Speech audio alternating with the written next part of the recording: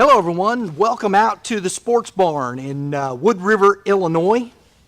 We're here with YBMcast, powered by Game 7 Baseball, game7baseball.com. Go to game7baseball.com, get your team registered. We got a great spring and summer coming up. We're going to be out. We just got done with our last leg of the winter workout tour. Inside Edge playing, that was a great time. We had a good time with Inside Edge. Next couple weeks, we still got Hojo Baseball coming, Midland, Tennessee, the folks from Missouri Baseball Academy in Columbia, and last but certainly not least, LOZ training down in Lake of the Ozarks. It was really fun. Had a great time. Thanks to Dave and Dave. Appreciate those guys making all this happen. So make sure we're going to be out. Got some great tournaments coming up. We're going to be out with our cameras. We got some live streaming. game7baseball.com. All right, I've got some gentlemen here joining me, Jake Depew, Hit Lab, and Brett Huber. Did I remember that correctly? Yes. Dang, yes. Maximized Pitching Lab. I can see the sign over there, fortunately, still. My eyesight's there. And Jim Cromer, who's the director of the Illinois Gators. Yes. Gentlemen, thanks for coming on. Thanks for having Thanks us. for coming. I mean, look at this place, man. It's Pretty huge. fortunate. All 36,000 square feet of it. It's 37, huge. get it right. I love it. It's we're going to go through this real quick we're going to start down there with Jake because the Hit Lab's right over there, and I know we got some video we'll show you as we're talking. Jake, this is quite the facility you got over there, bud. Yeah, I can't ask for anything more than what I got for sure. So it turned out great. You got 3 lanes over there, right? 2. 2. Okay. Yep. It's enough, right? Yeah, that's all I need for now. Talk about those machines that are lined up over there too that you're using. Yeah, we use the junior hack attacks, so it allows us to do everything we need to do, creating different pitch shapes for guys, and yeah, it's been good. Fantastic. Talk a little bit about Hit Lab. A couple years ago we had you on, we were talking about you were still kind of over at the other facility. You're here now, you've been in Illinois. Is this pretty much home for you here now? It's home for me. We still split time with Hit Lab. You know, we're pretty equal on both sides of the river. I live over here. I grew up over here, so I spend the majority of my time here now, yes. Very good. Talk a little bit about the program. Yeah, so we're, probably going into year 5 here. We've continued to get better every year. I think a lot of people think what we do is all technology based, and that's not necessarily true. We use technology to our advantage, you know, for testing purposes. It allows us to see things that you can't see with just your eyeballs. Yeah. So that's how we use technology to get metrics. We use them as, you know, baselines, testing to see where guys need to get better. But when you come in for a normal Hit Lab session, you're not using technology all the time. I think that's probably one of the biggest misunderstandings of kind of what we do. We give every player an individualized hitting program. And when I say individualized, I mean it's specifically made for that athlete. Everybody's body moves different, right? Yeah, everybody moves differently. You know, they have different movement profiles. They're not all meant to move the same way. So we don't try to force that to happen.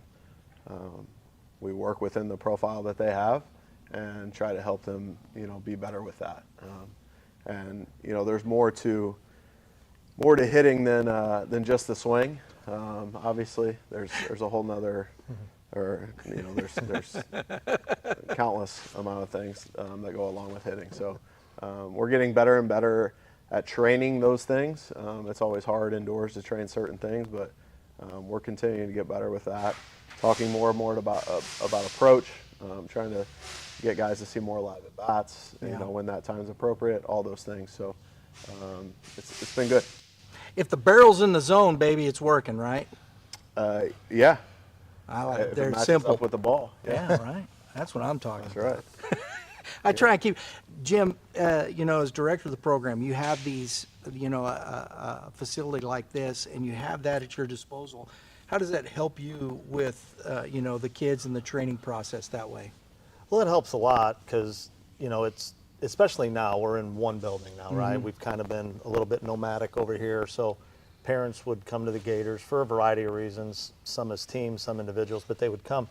You know, the selling point for me in the Gators has always been the people.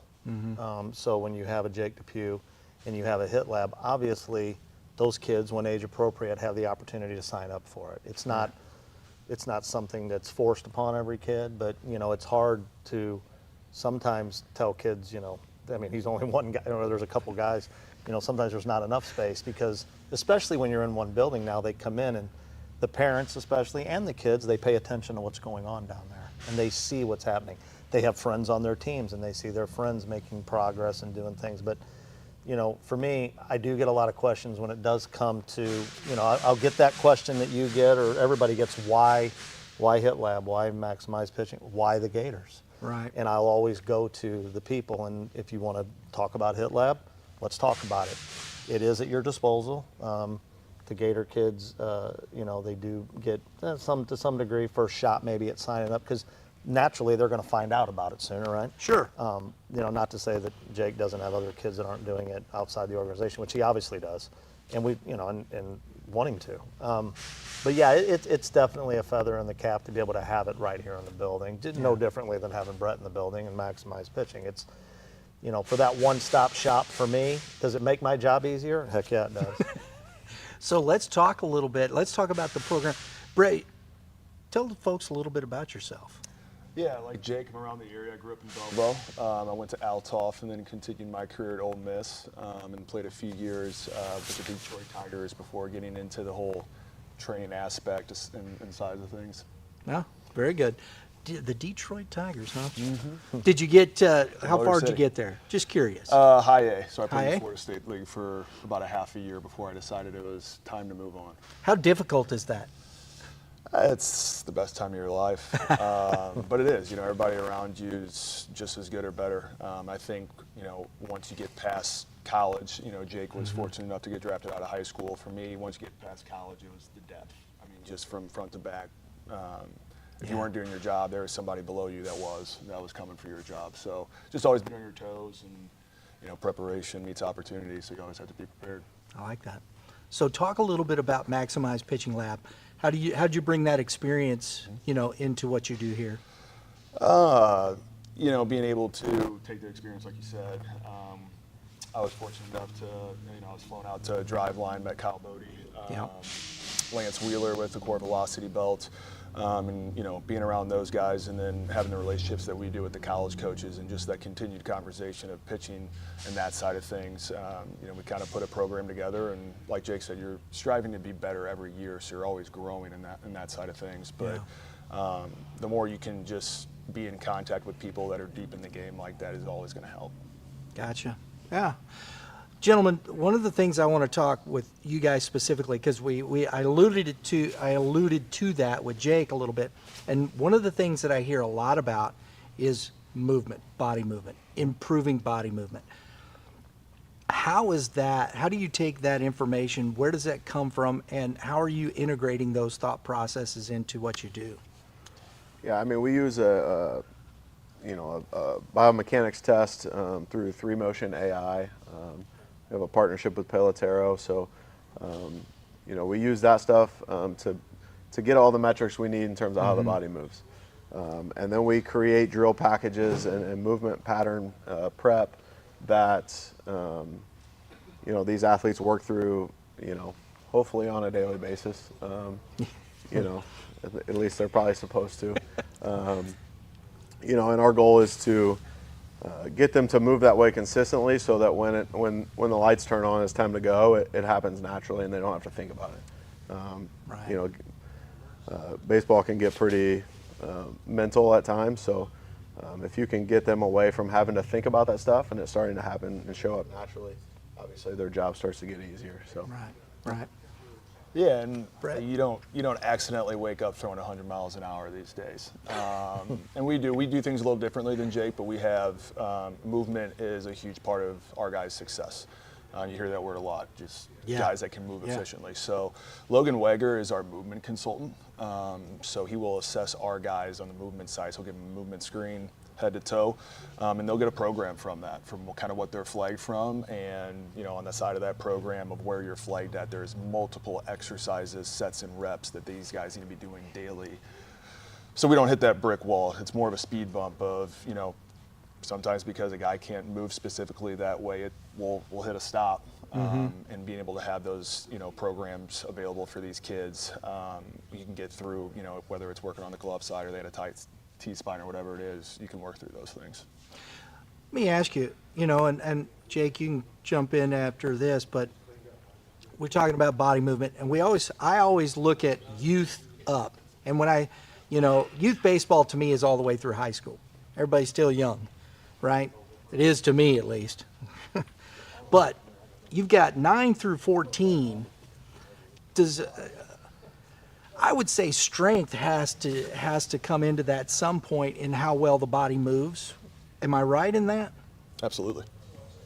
And we both provide that. I think we offer a few different programs in Maximize Pitching Lab, and strength is one of those. Yeah. But like both of us, everything's assessment based. So whether it's power or explosiveness or fluidity, whatever it is, everything's super individualized here. So if an athlete does need, strength, and it's power or it's strength or a few other characteristics that I went through, they have those available for them. Yeah. Yeah, and I think obviously that's trained differently at 9, 10, whatever Sure. years old than it is, a junior in high school. Like, we're not putting weight on a 10-year-old's back, like, I mean. So obviously there's different ways of accomplishing that. So Yeah. I think that's important to note. And I think parents have to understand, puberty helps, right? When you get to that, and I don't mean to be crude, it's just And true. for some kids, that happens a lot sooner than others, and it's a reality. And some people want to bury their head in the sand about it, but we talked about it earlier. Right. Every parent has probably shown up to a youth tournament and looked across the field and said, "There's no way that kid's 11 years old," or "There's no way." It happens all across America every day. And is it an advantage for an 11-year-old to be what we call sometimes a post-puberty? Well, of course it is. It would be an advantage, no different than maybe some kid's a great math student or great in drama class or whatever. It doesn't matter what it is. In this type of setting, it's obviously an advantage. We were down in Nashville. Our first stop, we were at the Showtime Sports Academy Hojo Baseball. And there was an 11U team, one of their better 11U teams, working out. And I was talking to Andrew Beeman, who was doing the instruction that day, and he's like, yeah, he says, we got a couple of kids. He said, this young man over here, he's sitting down. He says, wait till he stands up. Okay. He was taller than me. He was 11. They were quadruplets. His brother was there. He was probably a couple inches shorter. This kid was 11. And I talked to his dad. I said, this kid's going to be a defensive lineman. That's what he's going to be. And he's like, yep, he plays. And that's it, And he stands, and all the rest of the kids, pretty normal size, and whatnot. But here's this huge kid. And it just happens like that. And to me, when you're assessing a kid like that, he may not know how to move in his body that way, correct? Yeah, I think usually more often than not, a kid, that's that big at that age typically doesn't know how to coordinate their body. That's definitely not rare by any means. So you see that quite often. And they're usually thinner. This kid was big. Yeah, usually a little out there. Gumby type. I've seen them. Right. Played against them. But everybody has their own path at the end of the day, too. You can sit here and talk about that. There's a lot of the late bloomers, too, of guys that, hey, your time's coming. And for those guys to believe in that and believe in themselves, and they might not be the best player when they're 18, but when they turn 21, watch out. Right. So everybody has their own path, and being able to trust that and trust the process. When you guys, you're dealing with these youth athletes, and I like to go back to this, especially because there's so much to talk about. And I understand, you're dealing with a lot of people. It's your business. It's what you do. How are you changing the conversations with parents? Because I know parents expect the world sometimes. They're very invested in their kids. They want the best for them. How do you keep the expectations in check sometimes? I guess is the best way to put it. Does that make sense? I think that's, Transparency. yeah, I mean, you try to be, as transparent as possible. I would say that's probably one of the more challenging things that we deal with. But I think it comes down to reminding them that this whole thing is about who you are when you're 18, 19, 20 years old. Like that's what this is about. It's not about how good you are at 12 years old. So, reminding them of that as much as possible. Assuming playing baseball at the next level is their goal, right? Agreed. So. Right? Which it may not be. Right. Trophies at 12. Okay, that's cool. I don't mind a trophy at 12, but Right. It's not the end all be all of life. And most kids, you guys all of y'all played baseball as young as youth athletes, right? How many trophies do you still have? I don't know. See, that's what I mean, I would right? assume 0 because I don't know. Yep. Yeah. Yeah. Maybe at my parents' house, but not maybe. mine. Maybe. I love it. See, that's what I'm talking about, right? Yeah. Now, Jim, on your side with the, you're the director, that's the same thought process is, right? How, bringing development in, utilizing these opportunities and keeping expectations where they need to be, correct? Well, the opportunities, obviously, are right there for them. I mean, like I said, I'm blessed to work with these guys, and then, we have academy classes here ran by Coach Tim Funkhauser, which I know you're familiar with him. He runs the infield, and then we have a collective group of guys that work with our catchers, and then, starting outfield classes. We have speed classes. I'm blessed to have all that at my disposal. And in the end, when a parent comes and talks to me about and they do sometimes, why the Gators, and if they want to say why the Gators versus blah, blah, blah, then, I talk about us. I'm not here to, I'm not going to talk. You can't do that, right? Yeah, I mean, listen, I always try to figure everybody's trying to do a good job, but if the conversation is why, and I hate these terms, travel select ball versus what we're doing right now, it's like, well, we do offer those opportunities. If you feel that and it is a family, if your family and your son or daughter in some cases is ready for this and wants to do this, I mean, that's a big part of it. I think a lot of parents sometimes wants their kids to do this and kids don't. I mean, it's out there, of course. And then there's kids that, they see them. There's kids, and age is not an issue here. It's 9 and 10 years. They would be in here every day if their parents could get them up here. They love coming here. And and you do sometimes have to temper it down, but for me, that's what it is. Now, as far as the expectations, things go off the rails there sometimes, and listen, I was a parent, a coach, and I made plenty of mistakes doing it. So I never look at people and talk down to them and say what you're doing. Right. But in the end, those expectations are tough, and we've talked about why it is sometimes. You're going to run into, you're always running into somebody better and somebody that does it a different way. I think as a club, one of the things that I enjoy is and I know you're going to talk to Seth Von Barron later on as the GBA director, but when you have guys like Seth and even Jake, because obviously his relationship with GBA, and heck, I would have no problem Brett having a conversation with my coaches, even though he's not coaching at GBA right now, which they'd take him in a heartbeat. But the like I threw that in there You just, on camera. on made an camera, offer, man. so It's you like gotta no turn that down. pressure.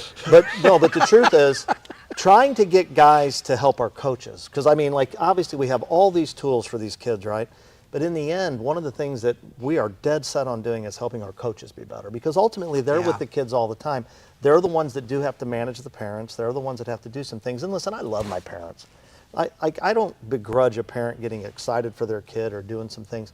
I just think somewhere in all of this, and travel ball and select ball gets such a bad rap. We see the videos of the parents getting in fights at games and punching an umpire. But like that kind of stuff. Like as a club, we're going to do our best to deter that stuff from happening. It's the other things for me. It's the health of the kids. I mean, Sure. It's the arm injuries, the overuse injuries. But we do so many things we talked about earlier. We do so many things at the youth level that we don't ask the greatest players in the world to do, and I don't know why we're doing it. But it is what it is at the end of the day. The word that's used all the time, but I think, I always go back, to the movie, The Princess Bride. I don't think that word means what you think it means, Right. development, Yep. right? So we're talking about development. We talk about how many parents, they bring their child to, whether it be a Gators or a Tigers or any tryout. Why did you bring them there? What for? Do you understand? Do you know who's going to be coaching at these levels? Have you had a conversation with the program director? Have you looked at what the program is about, looked through the website, seen those things? What's the best fit for not only, I think, the family in that respect, right? Well, I think, yeah, for sure, because let's face it, at a youth level, there are some things that are going to come into play that as they get older become like not as much of a hurdle. So like, for instance, I'm sure distance. You know, Sure, I'm yeah. I'm sure if there's a club that has a facility or something over there and you're going now, we would like to believe that our reputation as far as how we treat people and what we do carries us to where maybe somebody is willing to get outside that comfort zone. But I think at a young age, you're going to see they're going to see some of that. Now, as they get older and you start feeling maybe this is where I need to be and this is where I feel comfortable and let's face it, we're going to have plenty of kids roll through here and we're going to have plenty of kids that have great experiences. Every bloom, you're going to have some kids that don't have the best experiences, but in the end, you just hope that more people sit there and say, you know what, in the end, I felt like, they did everything they said they were going to do. They cared about my kid. Right. And for my youth guys, the big thing for me is, and boy, I will tell you, this building has been a long time coming for a lot of people in here that you're going to talk to today. For me personally, it's been like my white whale, so to speak, before I even met Chris Craddock. It was something that I dreamed about. And when I see the kids walk in here now and I see their faces, it's like, it was worth it, right? But the thing that I love the most is being able to provide my coaches with a facility where they can do some things that maybe we've wanted them to do. So like, I showed Jake the other night. I thought it was awesome. We had an 8-year-old team in here, and they came in, they used the facility, and they worked. And let me tell you, the last 10 minutes, they divided up teams and got out a tennis ball, and they just played a game and just had That's the time. cool. And these kids had the time of their life, and when they left, what I could tell is they wanted to come back. So my message to my coaches is, yes, I want you to help them get better. Yes, I want you to go out and compete, and I want you to do all these things. But ultimately, at the end of the day, what I really want is for the kids to want to come back. I liked how, you approach that, because I think this is important. At the end of the day, 15 and up, you got professional coaches, you got guys that are getting paid to coach these teams, and I think that's fine. I love the investment of that. But there's so many teams at the youth levels, you have to rely on dads. You have to rely on people that are invested, not only in their own child, but will be invested in the rest of those kids as well, and want and have the desire to learn about baseball. Maybe they played basketball. Maybe they were, an athlete in another sport. Baseball is unique, right? I think it is the most difficult sport. I think, football, basketball, they have their, soccer, whatever, besides maybe golf, but Well, they're all hard to some degree. they're all hard to depending on degree. how- They're all yeah. hard. But to the nuances of baseball, the difficulties that are, I think, there, and create that, and how do you bring those kids up? And you talked about, coaching the coaches. Well, health's a big thing too, though, right? So, like, I think if you were to ask anybody up here right now, like, arm health is an issue. Right? Yeah. It really is. And then, everybody has this job, right? So, like, you look at Jake and what he does, and, he deals with things on his own right. It's, maybe it's not arm health, so to speak, but, a kid comes in here all the time and the kid struggles a little bit and the parent's like, I don't understand. Well, that's part of it. Yeah. Their struggles are part of this. Just because you do this doesn't guarantee you. But in the end, and this is what I tell anybody that wants to listen, whether it's Hit Lab, Maximize Pitching, our academies, the coaches themselves, and I tell the parents, there is no magic dust. There isn't any. There is nothing you're going to do that is magically going to happen. The only thing I can tell you, I've went through it with 2 kids of my own. I've trusted both my kids with every man in this room at one time or another. Yeah. And the one thing that I can tell you is, regardless of the results, what they did learn was that you really have to work hard, and you do get something out of it. Now, what you get out of it is going to be different. And guess what? That's life. Some kids are just going to be better. Some kids, we talked about earlier, some kids they really need to be here a lot. And if you're here a lot, more times than not, and I think these guys would agree with me, the kids that spend the most time here and the kids that really get after it, they're going to get better. Now, is that good enough for whoever? I can't answer that question. Yeah. All right. The one thing I want to finish this segment, and we're going to get the other guys in here, but what you said there, trust. You guys deal with this in your programs, Brett, Jake. When parents come and drop their kids off, they got to trust the fact that you're going to, and they got to understand these things in order to, how do you develop that trust in those things? Well, I think relationships are number one. It's always been athlete over brand for both of us, I'm sure. And once a guy, buys into the process, it's more than just the game. I mean, you guys sat here and talked about it, if there's a bad night, or we're teaching things of how to get through adversity. So it's more than just what we do in here in the game of baseball. This is things that you're going to see when you get past college, and that's why we're here. Yeah.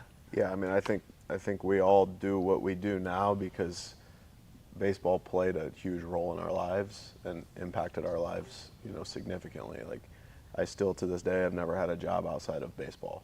I'm super fortunate for that. That's right? cool. So like, for me, like, I'm in here because I want that for all these other kids too, right? Like, I want baseball to be, a huge part of their life. And I would hope that the way we go about our business shows that. So I would hope that would help build the trust from the parent side for sure. I mean, think about these two guys, okay? Yeah.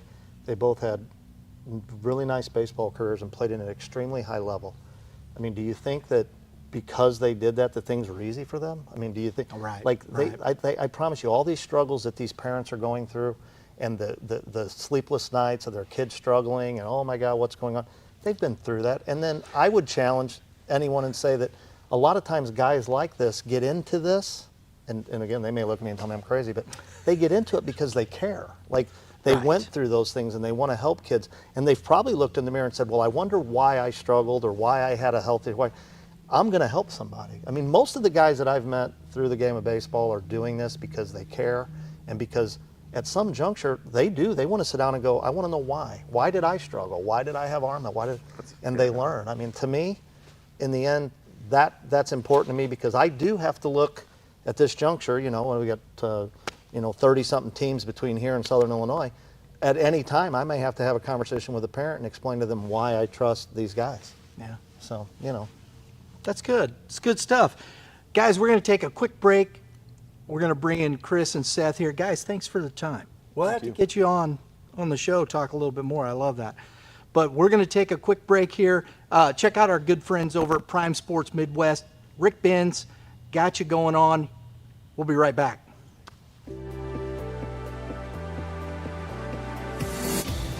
So this area back here is basically production. They do a lot of the artwork back here. They do the production. So any of that stuff that comes in off of, we'll say, our fanware stores, stuff that comes in off the team stores, a lot of the coaches wear, a lot of the last minute, hey, we got to have it in the next 10 minutes stuff. That's all comes back here. This area is where all the day-to-day stuff that comes in really goes through. The retail store is its own little entity. This is where the real work is done.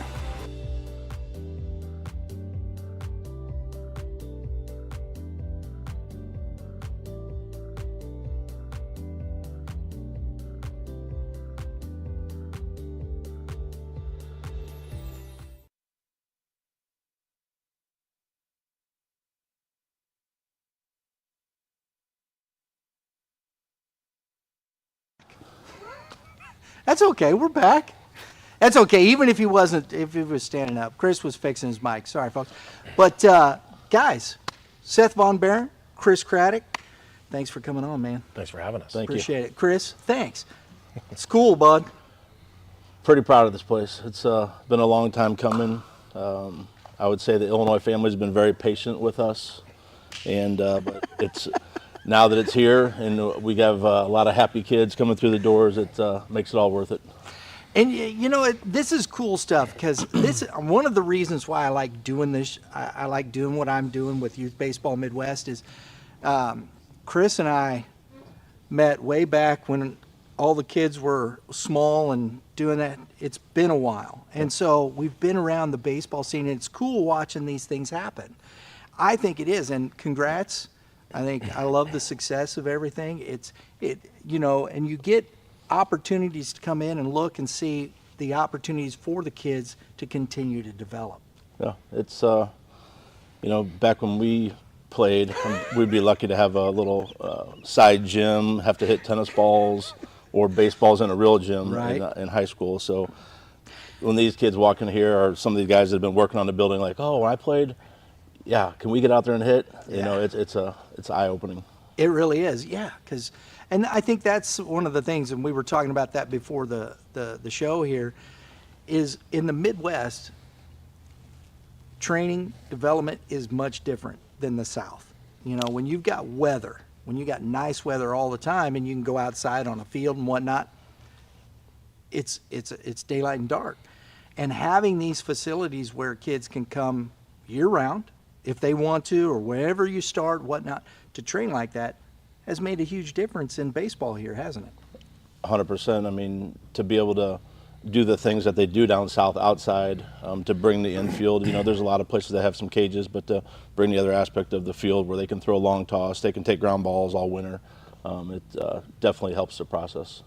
Now, we were talking here, and we had some video that we've been showing through all of these cages right here raise up, don't they? Yeah, Alco talked me into that, and I think I'm happy they did. So it can be opened up until, we have PBR and Perfect Game coming out, so press a couple buttons, they go up, they run the 60 here. We have that capability. If somebody wants to throw 250 foot, they can do that.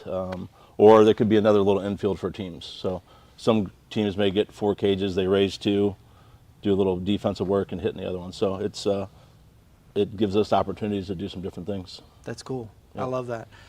When we were walking through it's funny, we were hearing some of the drills and stuff. They're still finishing up some work. Yeah.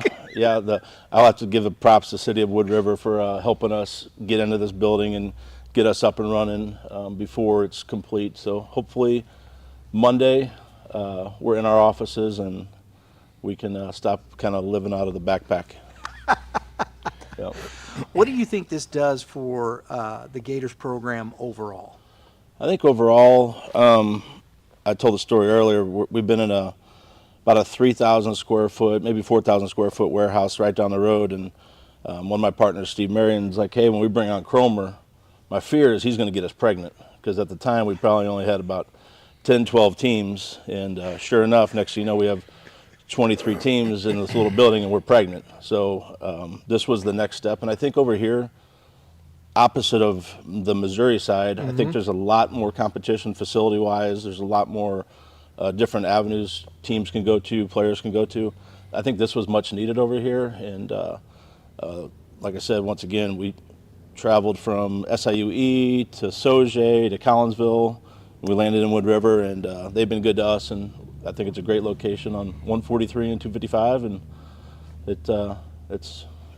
some things happen for a reason. Yeah, it was easy to get here because we're driving up and boom, there it is. Hey, you can't miss it. No, I was like, oh wow, that's huge. Yeah. Seth, you've been the recruiting director around here for quite some time, haven't you? I've been here, I think we're going on year 7. Year 7? Yeah, year 7.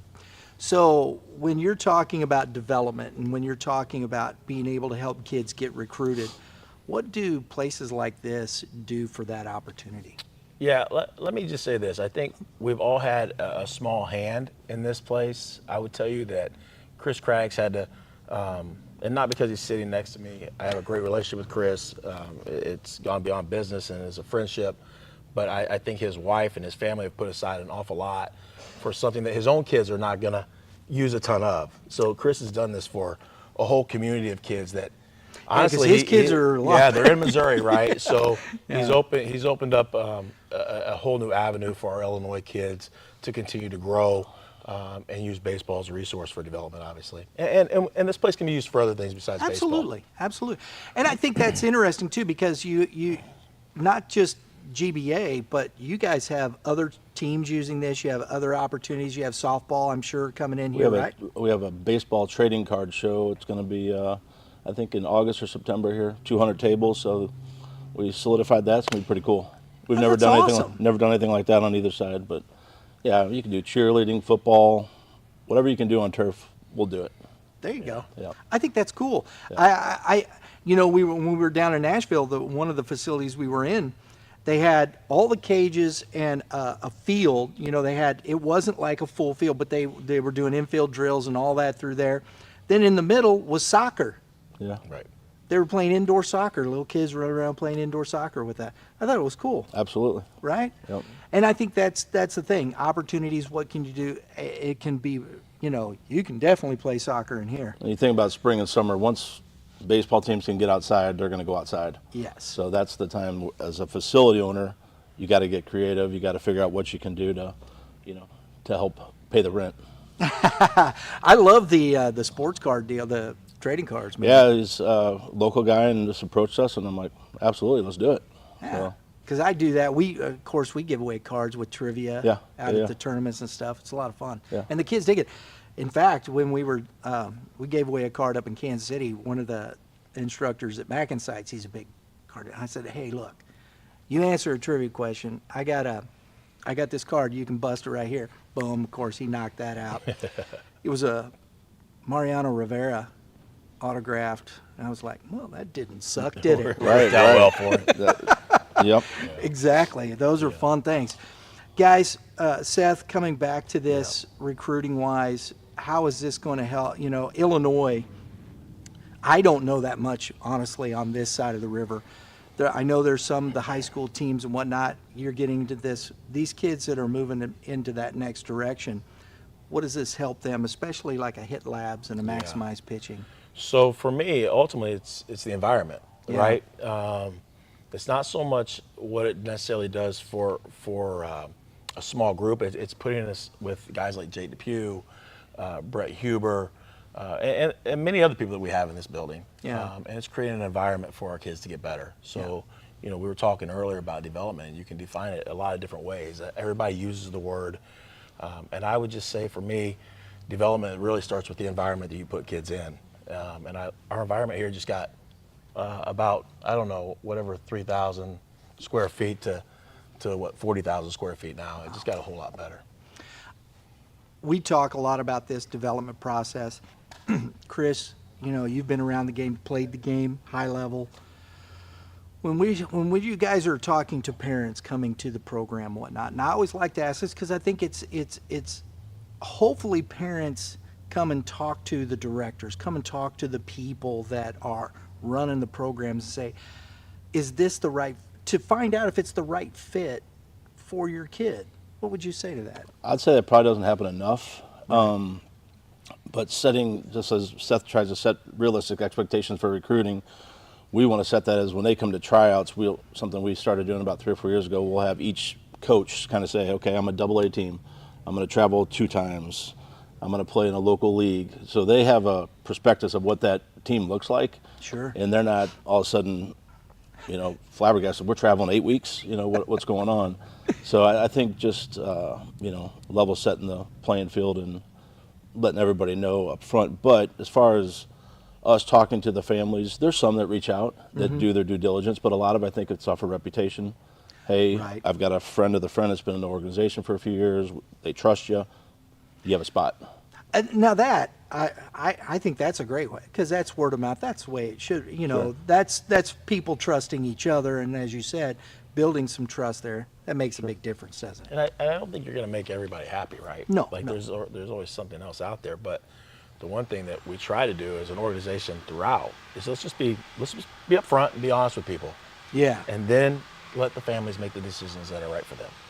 And you have to. And I think, we always talk about, there's parents out there that I think kind of go off the rails and whatnot, but I think the majority of people are invested in their children and they want the best for their kids. And if they find a place where they can trust that environment, as you said, the environment is right, it makes a big difference, doesn't it? 100%. Yeah. Yep. I mean, that's what I wanted, right? Yeah, I think, listen, the investment has to be beyond baseball. We've talked about this. The investment is the people that you're around, right? And yes, the game allows us to teach that part of it, right? But we're trying to grow young people as well. I like that. Yeah. And it should be because, we're talking to these gentlemen here. They've come back into their community after they've finished playing. You've come back in after you finished playing. And what have you done? You've created an opportunity within the community, taking the experiences you've had and bring it back and trying to help those kids understand those experiences, right? 100%. That's what it should be about. Yep. If you're developing kids in that respect, I believe, that's the way it should be. What do you have to give back? And that's, to me, as who I am as a person, as far as my faith, my life following Jesus and things like that. I believe in giving.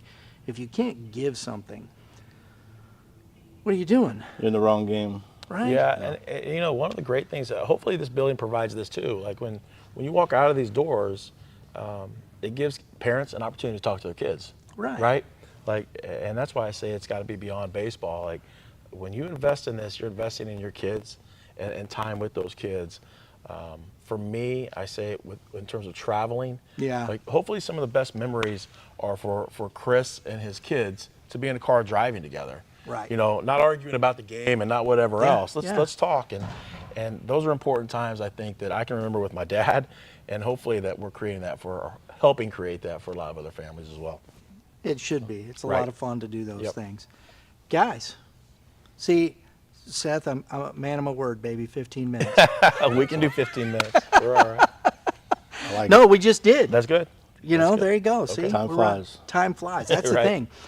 Guys, just to finish this up here, I see the first form here. This is great. We talked a little bit about that. That's awesome. Yeah, new sponsor, advertiser, they're awesome. Cody Klein, just the guys that we get to work with, not to mention people love their products. We're selling out of the energy drinks, the bars, the beef sticks. Feel like about every 3 days I'm reordering, but they've been awesome. Yeah, Drew, right there, my engineer, vouch he's for like, it. those beef sticks are fire. Yeah, they're good. They're really good. So there you go. Yep. I like that. Guys, thanks very much for allowing us to come in. We Thanks again, appreciate it Brian. very much, taking the time, giving us a tour. We'll definitely have to come back now. For sure. Yeah, absolutely. Everybody, thanks for tuning in. We do appreciate it. Appreciate you supporting Youth Baseball Midwest. Please take a moment. Right down there is a subscribe button. Click that subscribe button. Next to it is a dinger. If you hit the dinger, because, I got it. right? Chicks dig the long ball, right? Yeah. Apparently so. That's what I'm talking about. If you hit the dinger, that gets you notifications for upcoming episodes such as this. We appreciate it very much. Great time here. Folks, everybody have a great day in the Lord. All you pitchers, keep throwing strikes, right? Pound the zone. Pound the zone. Hitters, you got some advice for hitters, Chris? I was a pitcher, so When they throw a strike, hit it. There you go. That's what I like right Yep. there. We'll go with the old saying, hit them where they ain't. That's it. There you go. You didn't like that though, right? We'll see y'all next time.